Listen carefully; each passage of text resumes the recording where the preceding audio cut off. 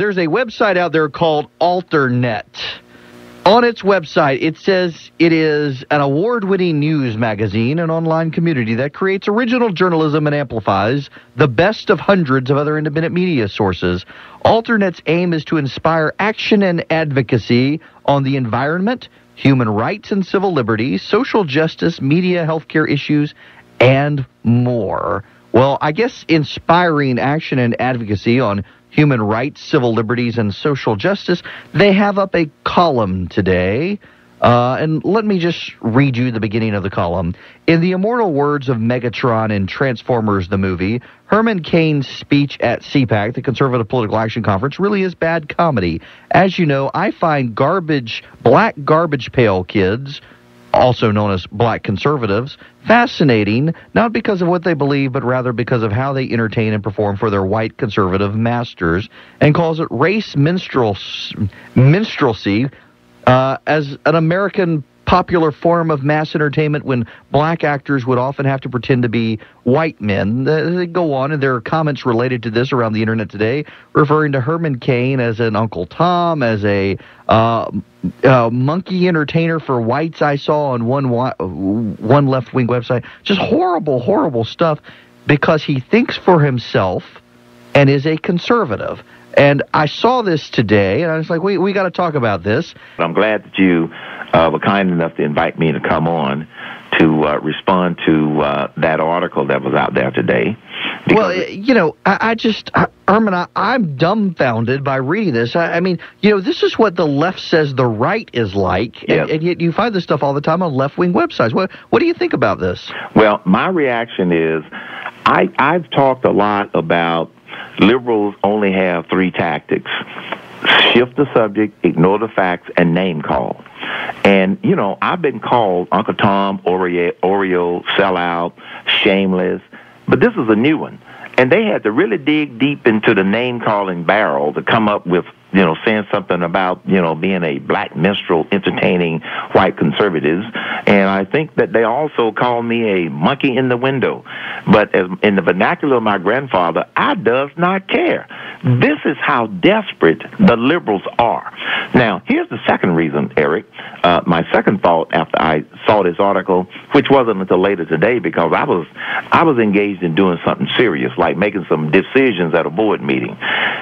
Here's the second thing that occurred to me. They must really be afraid that I might get the Republican nomination, because the last thing they want to do is to have a black conservative run against their black liberal president. They don't want to see that happen. So I believe that this is an attempt on the part of the left and the liberals to try and discourage me, to try and shut me down and shut me up way early in the process. I don't think the liberals are really threatened by any of the other potential candidates, not because of the color of their skin, but because, as you know, the liberals will play the race card at some point, like they have played it for the last 2 years. They will play the race card if Obama's running against a white patriot versus if he's running against somebody that's black. So the only tactic that they have is to try and label me as a racist, label me as an Uncle Tom, or whatever other ugly name that they come up with. And I think that they're getting a little bit concerned that this dark horse candidate just might rise to the top. Well, you know, I asked Sarah Palin last year, I interviewed her, and I asked her about this, and it hits on this topic that why did she think it was that the left attacks more savagely conservative women and African Americans than any other group in the world. I mean, the left attacks black conservatives and female conservatives worse than they go after Al-Qaeda, it seems like. Why is that? I concluded that they attacked African Americans and women more viciously because they want to try and keep us on the plantation. That's what I said. They want to try to keep all black people on the plantation. I left the plantation a long time ago. I'm talking about the Democrat plantation. They don't like that. They want people to believe that all African Americans and all black people are going to vote for Barack Obama, that they have to vote Democrat.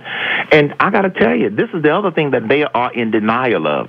There's a large number of black people in America that are conservative. And so what the left and the Democrats try to do is they try to intimidate us into silence and submission. Well, Eric, I think you figured this out by now.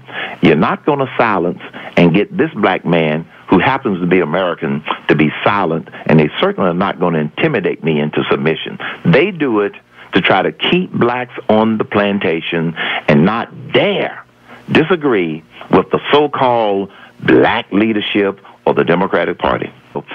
This movement that we call the Citizens Movement is not going away, and it's not dying down. It's getting bigger.